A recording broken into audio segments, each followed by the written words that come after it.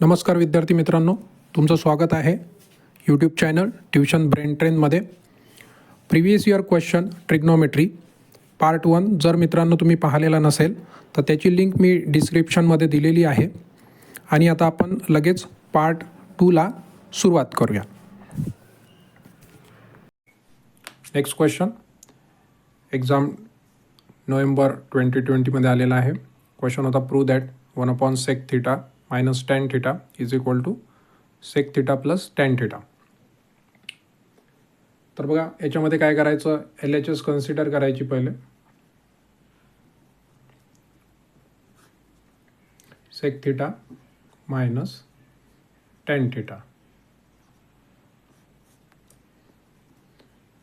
बघा आता इथे काय करायचं, इथे बघा इथे मायनस साईन आहे तर याच्या अपोजिट साईन घ्यायचं आपल्याला प्लस, आणि ही टर्म न्यूमरेटर आणि डिनोमिनेटरमध्ये आपल्याला ॲडजस्ट करायचे.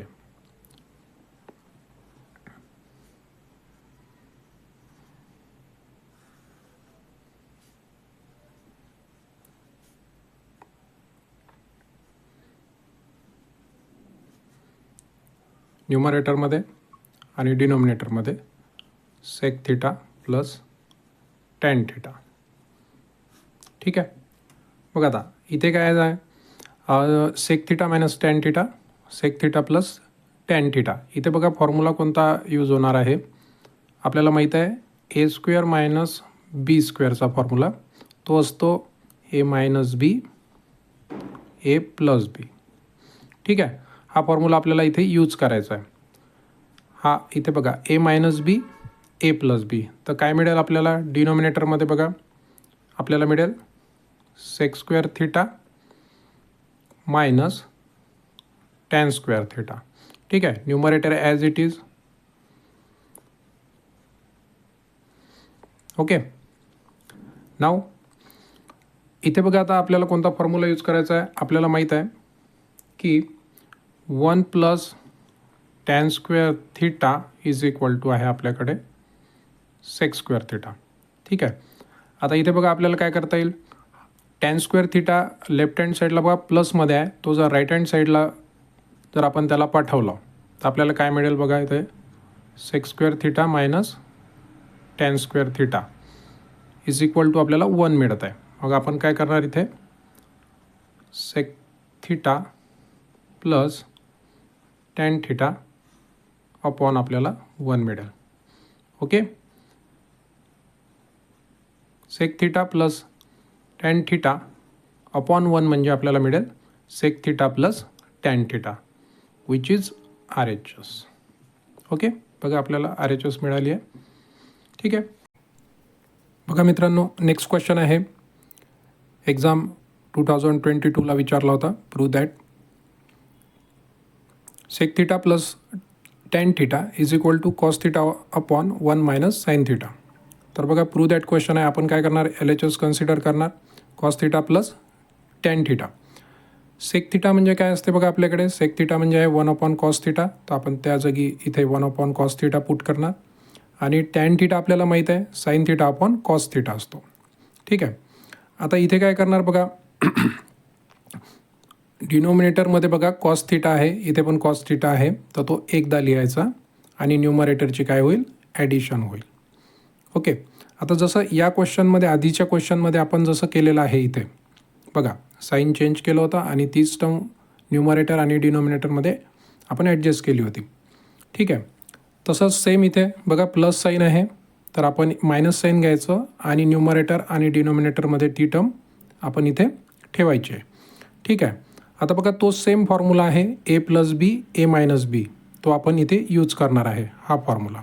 ठीक आहे. तर आपल्याला काय मिळेल, a² मायनस b² म्हणजेच 1² मायनस sin² θ, आणि डिनोमिनेटरमध्ये cos θ 1 मायनस sin θ. ठीक आहे. आता बघा आपल्याकडे cos² θ plus sin² θ is equal to 1 आहे. तर याच्यामधून आपण काय करणार, cos² θ इज इक्वल टू आपल्याला मिळते बघा sin² θ जर राईट हँड साईडला गेला तर तो मायनस होईल. तर आपल्याला मिळेल cos² θ is equal to 1 minus sin² θ. तर 1 मायनस sin² θ च्या जागी आपण काय ठेवणार, cos² θ. आणि इथे बघा आता इथे कॉस स्क्वेअर थिटा आहे, तर एक इथला कॉस डिनॉमिनेटरच्या कॉससोबत कॅन्सल होऊन जाईल. चला बघा, नेक्स्ट क्वेश्चन आहे. एक्झाम मार्च 2025ला आला होता आणि हा खूप सोपा क्वेश्चन होता. बघा इथे काय म्हटलेलं आहे, taking theta is equal to 30 degree to verify the following trigonometric identities. ठीक आहे, तर आपल्याला काय करायचं आहे, व्हेरीफाय करायचं, म्हणजे left hand side is equal to right hand side येते काय हे आपल्याला चेक करायचं आहे. तर आपल्याला इथे काहीच नाही करायचं आहे. बघा साइन स्क्वेअर थिटाच्या जागी आपल्याला इथे 30 डिग्री पुट करायचं आहे प्लस कॉस स्क्वेअर 30 डिग्री. ठीक आहे, इज इक्वल टू 1. आता बघा साइन 30 किती असते,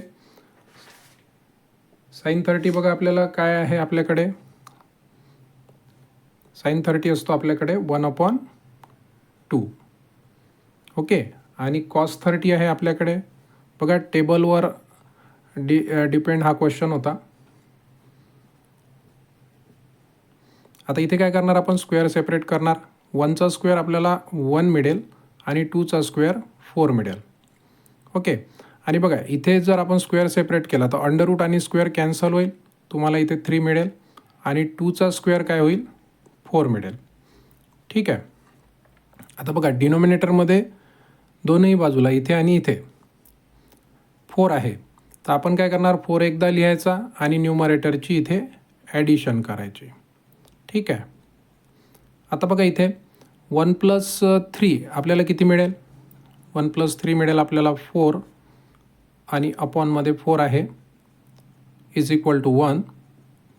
तर 4/4 काय होईल, आपल्याला मिळेल 1 इज इक्वल टू 1. तर बघा हे व्हेरीफाय झालेलं आहे. लेफ्ट हँड साईडला पण 1 मिळाला आणि राईट हँड साईडला पण 1 मिळाला आहे. ठीक आहे, त्यानंतर next 1 + tan square theta is equal to sec square theta आपल्याला दिलेला आहे. tan स्क्वेअर थिटाच्या जागी आपल्याला 30 डिग्री पुट करायचं आहे. सेक स्क्वेअर थिटाच्या जागी 30 डिग्री पुट करायचं आहे. ठीक आहे, आता बघा टेबलमध्ये जर आपण व्हॅल्यूज पाहिल्या तर tan 30 इज इक्वल टू आपल्याकडे आहे 1/√3 स्क्वेअर इज इक्वल टू सेक 30 किती आहे आपल्याकडे, सेक 30 आहे 2/√3. ठीक आहे, होल स्क्वेअर. आता बघा इथे 1 + आपण काय करणार, स्क्वेअर सेपरेट करणार. बघा 1चा स्क्वेअर काय मिळेल तुम्हाला, 1 मिळेल. त्यानंतर आपल्याला इथे अंडररूट आणि इथे स्क्वेअर हे कॅन्सल होऊन जाईल, तर आपल्याला डिनॉमिनेटरमध्ये मिळेल 3. इथे बघा स्क्वेअर जर सेपरेट केला तर 2चा स्क्वेअर 4 मिळेल आणि इथे स्क्वेअर आणि अंडररूट कॅन्सल होईल, आपल्याला इथे 3 मिळते. आता बघा इथे आपल्याला मल्टिप्लिकेशन करावं लागेल 1ला. 3 × 1 तुम्हाला 3 मिळते प्लस 1/3 इज इक्वल टू 4/3. आता बघा इकडे 3 + 1 आपल्याला मिळेल 4/3 इज इक्वल टू 4/3. बघा दोन्ही साईडला सेम नंबर आपल्याला मिळाला आहे 4/3. ठीक आहे, तर हे व्हेरीफाय झालेलं आहे. त्यानंतर बघा इथे 1 + कॉट स्क्वेअर थिटाच्या जागी आपल्याला काय ठेवायचं आहे, 30 degree is equal to cosec square थिटाच्या जागी आपल्याला ठेवायचं आहे 30 डिग्री. ठीक आहे, 1 + आता बघा कॉट 30 काय असतो, कॉट 30 असतो अंडररूट3 आणि त्याचा ब्रॅकेट होल स्क्वेअर. त्यानंतर कोसेक 30 काय आपल्याकडे, कोसेक 30 आहे 2चा स्क्वेअर 1 + बघा स्क्वेअर आणि अंडररूट इथे कॅन्सल होईल, आपल्याला इथे 3 मिळते आणि 2 स्क्वेअर असते आपल्याकडे 4. तर 1 + 3 is equal to 4 is equal to 4. बघा 4 इज इक्वल टू 4 मिळाला आहे, म्हणजे हे व्हेरीफाय झालेलं आहे. ठीक आहे, सोपा क्वेश्चन होता. चला मित्रांनो, आता आपला नेक्स्ट टॉपिक आहे ॲप्लिकेशन ऑफ ट्रिग्नोमेट्री. तर बघा खूप छान हा म्हणजे याचा यूज आहे. इथे बघा काय म्हटलेलं आहे, angle of elevation. Angle of elevation म्हणजे काय होते की समजा आपण ए या ठिकाणी उभा आहे आणि आपण वरच्या बाजूला बघत आहे, एखाद्या बिल्डिंगच्या वरच्या टोकाला आपण बघत आहे, तर त्याला म्हणणार लाईन ऑफ व्हिजन. आणि या हॉरिझॉन्टल लाईनसोबत जो अँगल बनेल त्याला म्हणतात अँगल ऑफ एलिव्हेशन. ठीक आहे, फिगरमध्ये तुम्ही पाहू शकता. तसंच अँगल ऑफ डिप्रेशन म्हणजे काय होते, समजा एखादी व्यक्ती बिल्डिंगच्या वर उभी आहे, इमारतीच्या वर, आणि ती जर खालच्या बाजूला बघत असेल तर या हॉरिझॉन्टल लाईनसोबत जो अँगल तयार होते, ठीक आहे, तर त्याला म्हणतात अँगल ऑफ डिप्रेशन. ती व्यक्ती खालच्या बाजूला बघत आहे आणि या हॉरिझॉन्टल लाईनसोबत जो अँगल तयार होत आहे त्याला काय म्हणणार, अँगल ऑफ डिप्रेशन. ठीक आहे, बघा याच्यावरचा क्वेश्चन कसा आला होता एक्झाम मार्च 2025ला. An observer at a distance of 10 meter from a tree looks at the top of the tree. The angle of elevation is 60 degree. What is the height of the tree? म्हणजे बघा इथे एक व्यक्ती आहे, ती या ठिकाणी उभी आहे. बघा इथे या सी पोझिशनला उभी आहे आणि इथून ते या झाडाच्या वरच्या टोकाकडे पाहत आहे. हे झाड आहे, हे समजा झाड आहे, असं झाड असेल हे, ठीक आहे, आणि ती या झाडाच्या वरच्या टोकाला पाहत आहे. ठीक आहे, तर इथं जो अँगल ऑफ एलिव्हेशन तयार झालेला आहे तो आहे 60 डिग्री. ओके, आणि आपल्याला काय करायचं आहे, झाडाची हाईट काढायची आहे इथे. ओके, तर बघा तुम्हाला हा क्वेश्चन जो होता तो ॲक्टिव्हिटी बेस्ड क्वेश्चन आला होता. In the figure given above, आपण या बाजूला काढलेली आहे बघा figure. A B is equal to H is equal to height of the tree. झाडाची जी उंची आहे ती आपल्याला एच दिलेली आहे. B C is equal to 10 metre. बघा बी सी किती आहे, 10 मीटर आहे. Distance of observer from the tree, म्हणजे तो झाडाजवळून 10 मीटर अंतरावर इथे उभा आहे. ठीक आहे, angle of elevation theta is equal to, बघा बी सी ए किती आहे, 60 डिग्री आहे. आता बघा आपल्याकडे कोणता फॉर्म्युला यूज करायचा, नेहमी टॅन थिटाचाच फॉर्म्युला यूज करायचा. आता आपण इथं टॅन थिटा काय असते आपल्याकडे, अपोजिट अपॉन ॲडजेसन असते. बघा अपोजिट साईड कोणती आहे, ए बी आहे, मग इथे येणार ए बी. ठीक आहे, आणि त्याच्यानंतर बघा टॅन 60 किती असते आपल्याकडे, टॅन 60 आहे आपल्याकडे टॅन 60 असतो √3. ठीक आहे, √3 आहे. हे तुम्हाला इथं लिहायचं होतं. बघा ॲक्टिव्हिटी बेस्ड क्वेश्चन आहे, अर्ध्यापेक्षा जास्त त्यांनी आपल्याला दिलेलं होतं. ठीक आहे, आपल्याला काही 3-4 बॉक्समध्ये ॲन्सर लिहायचे होते त्याच्यामध्ये. Okay, now from equation 1 and 2 बघा काय मिळणार आपल्याला, या दोघांना लिहिणार आपण A B upon B C is equal to √3. आता बघा इथे बी सी काय आहे, बी सी या बाजूला लेफ्ट हँड साईडला डिवाईडला आहे, तो जर राईट हँड साईडला गेला तर काय होईल, मल्टिप्लिकेशनला जाईल. ठीक आहे, आता आपल्याला इथे बी सी बघा काय दिलं आहे, बी सी आपल्याकडे आहे 10 मीटर, तर आपण इथं 10 लिहिणार. आणि √3 बघा, √3ची किंमत आपल्याला 1.73 दिलेली आहे, तर ती आपण इथे लिहिणार. ठीक आहे, यांचं मल्टिप्लिकेशन जर केलं तर आपल्याला मिळेल 17.3 मीटर. ओके, तर आपल्याला काय मिळालं इथे, ए बी म्हणजेच काय आहे बघा, ए बी म्हणजेच एच आहे. ठीक आहे, म्हणजेच आपल्याला एच मिळाला, म्हणून height of the tree is 17.3 metre. ठीक आहे, खूप सोपा क्वेश्चन आहे आणि एक्झाममध्ये येणारच आहे, म्हणजे याच्यासारखाच येईल. तुम्हाला काही ना काही इथे अँगल चेंज करून देईल, तो इथे 10 मीटरच्या जागी काहीतरी आणखीन अंतर देईल. ओके, चला बघा नेक्स्ट क्वेश्चन आहे, एक्झाम जुलै 2023ला विचारला होता. बघा क्वेश्चन काय होता, from the top of the building an observer is looking at a scooter. बघा ऑब्झर्वरच्या जागी तुम्हाला ते काहीतरी नाव पण देतील, इथे रमेश दिलं होतं एक्झाममध्ये, आणि स्कूटरच्या जागी आपल्याला इथं बायसिकल म्हटलं आहे.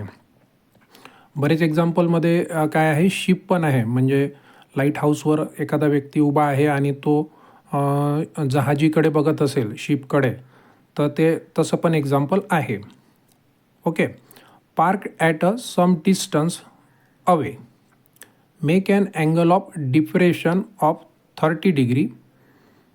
If the height of the building is 40 metre, find how far the scooter is from the building. बघा, ही काय एक बिल्डिंग आहे, इथे दिलेली आहे.